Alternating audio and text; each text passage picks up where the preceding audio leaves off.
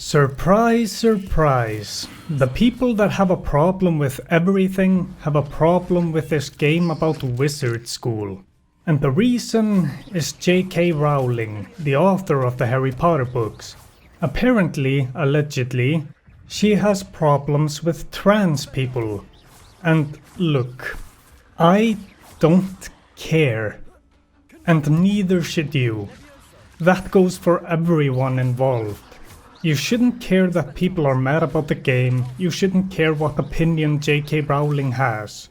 I might disagree with her opinions, but I can still appreciate her writing. If this boycott has shown anything, it's that if you bombard people with your personal, holier-than-thou moral crusade, you just create more enemies for yourself, and shoot yourself in the foot. If anything, the boycott was just a great marketing campaign. Seriously though, people were mad about a damn wizard game. I've never said this and actually meant it. Get a life. Now that I've done the obligatory addressing controversy thing, we can actually get to serious business. Video games. Is it good? Yes, but it also has a lot of stuff I dislike.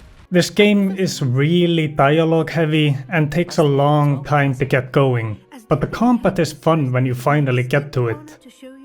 You are a new student heading to Hogwarts, but you are special. You are going in as a 5th year, and you have some special ability, because of course you do. Professor Fig, your mentor, was given a package from his late wife, with a mysterious container, which you can open with your special ability. And in it is a port key. And on your way to Hogwarts, you get attacked by dragons serving the Goblin Rebellion, led by a goblin called Ranrock. The only escape is using the port key, which leads to a big mystery you will solve during your time at Hogwarts. And of course, fighting the Goblin Rebellion and Dark Wizards. Gameplay. So you're in school, which means going to class and learning how to brew potions, take care of beasts, fly a broom, and learning new spells. Sometimes. Most of the time you learn new spells from assignments, and throughout the game you go to each class like twice, but your first 3 hours of the game is like a setup for the game. A 3-hour long tutorial filled with lots of dialogue and a small amount of combat and puzzle solving. So the game starts off with like 90% of the worst part of the game, the endless dialogue, and 10% of the best part, the combat and the puzzle solving with magic. But finally, when that 3-hour slog is over, you get to explore the world and do what you want. But even then, there is a lot you still need to unlock, which means you need to go through a lot of dialogue. And after 40 hours of gameplay, I just now found out that you can skip dialogue with right click. The dialogue stuff would be fine if it was just for quests and story, but it's for everyone. If you talk to a merchant in some fuck-off village before you can start shopping, you have to hear his whole life story. The combat is good. It's like the Batman Arkham game's free-flow combat but ranged. Dodge roll, blocking, basic spell casts, and then stronger spells in your spell slots, which you have 4 of, and then 4 sets. The combat's pretty challenging and engaging. It's really fun knocking people around with spells and landing a good spell combo. But the annoying part are those spell slots. You have a lot of spells, which is good, but only a limited amount of slots to use them in. And it becomes very annoying and tedious later on to have to constantly be changing spell slots to get a spell that you rarely use and only in one specific use case. I feel like some spells could have been put on some utility spell slot set or whatever, so that I could actually have all the combat spells available to me in combat. Which isn't really the case, because accessing them all during combat is just an awkward and tedious process. Other than that, the combat is really fun. You can levitate people, blast them back with the pulso or slam them into the ground, light them on fire, or just one-hit kill them with a killing curse, which has a long cooldown. Diverse and fun combat that maybe gets a little repetitive near the end of the game. The flying is pretty good and fluid. You can fly pretty fast with a boost, but I will say that flying a hippogriff feels far worse than flying a broom. The hippogriff just feels far clunkier, even if it is cooler. Next is the herbology and potions, and this part is almost offensive. It's basically like crafting in every other game, but making potions and planting plants is on a timer. You wanna make a healing potion? That's a 15-second waiting time. Which doesn't sound too bad, but you can only make one at a time, and if you wanna make 10 potions, that is 150 seconds of waiting time. But every 15 seconds you have to start a new potion. Not very fun. Why can't I just make 10 at a time and come back later? Why even have a timer? The timers for the herbs are like 10 to 15 minutes, which is worse obviously, but gathering plants and seeds isn't bad. You just buy seeds at the store and find plants out in the world, or just buy them. You can tame animals and have your very own zoo in the room of requirement. You can find beasts out in the world and quote-unquote rescue them by taking them out of their natural habitat and throwing them into your zoo. And there you can feed them and brush them and take a few of their hairs, which is on like a 30-minute timer. Yeah, a 30-minute timer to get those resources. Did I need those resources? No, not really. But having your own zoo is kinda cool, I guess. Oh, by the way, you can use plants and potions in combat, but I never really used them. It was just more fun to use spells and far less of a hassle.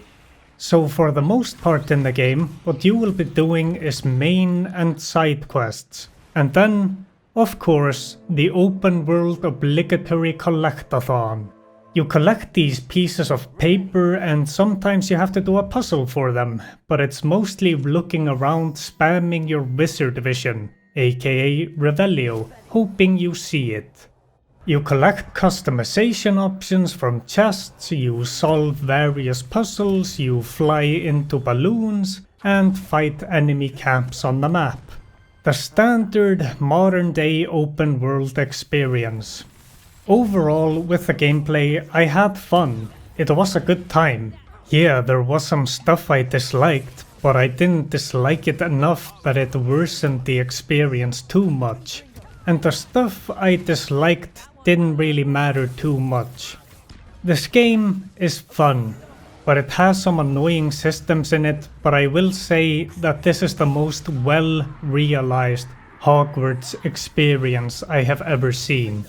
It's beautiful and I even recognized some places in it, like the Great Hall.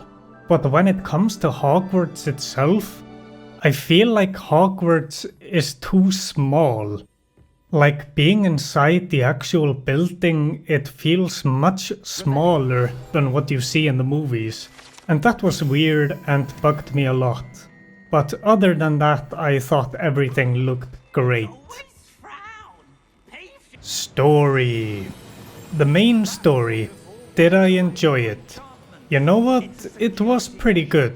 Despite the sheer volume of dialogue the game expects you to sit through, and I did actually use the moments where dialogue was happening as an opportunity to stand up and go get myself some snacks or more water, and I rarely felt like I missed anything when I came back.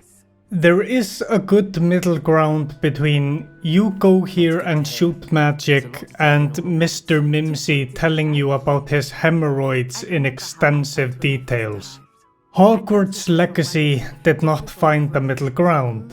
Instead, it went the way of the hemorrhoid.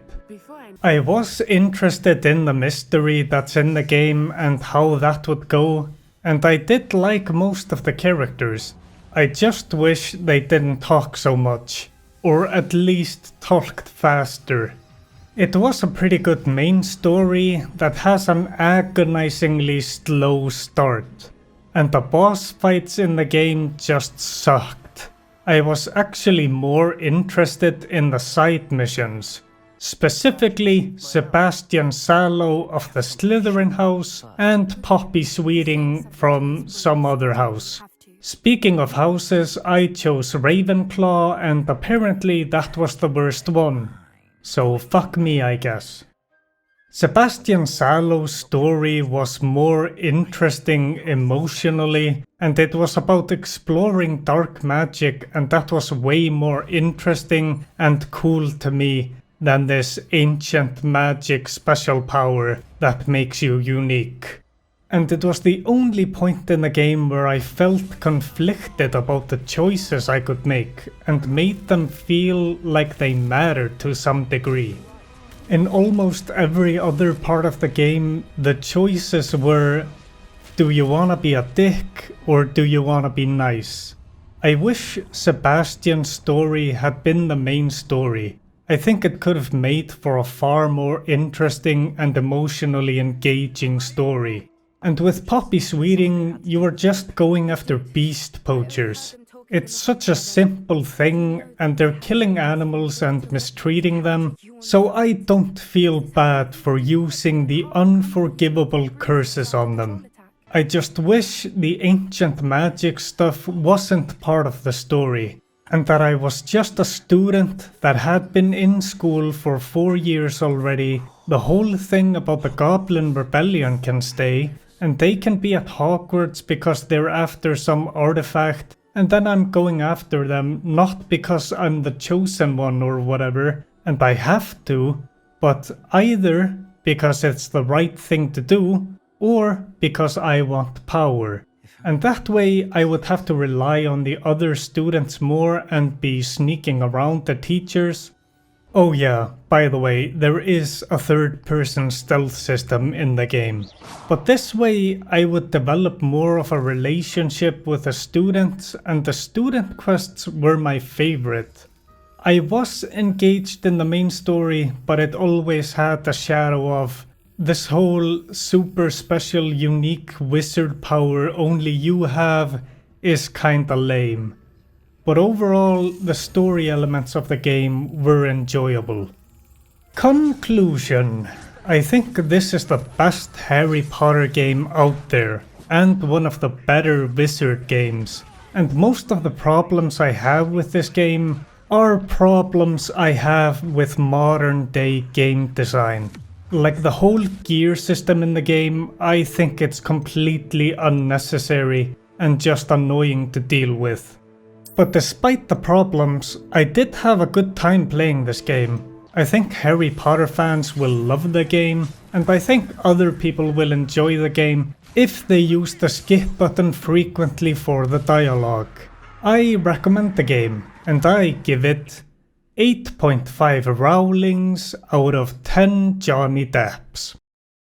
Subscribe, call me Uncle Brian, and have a good day.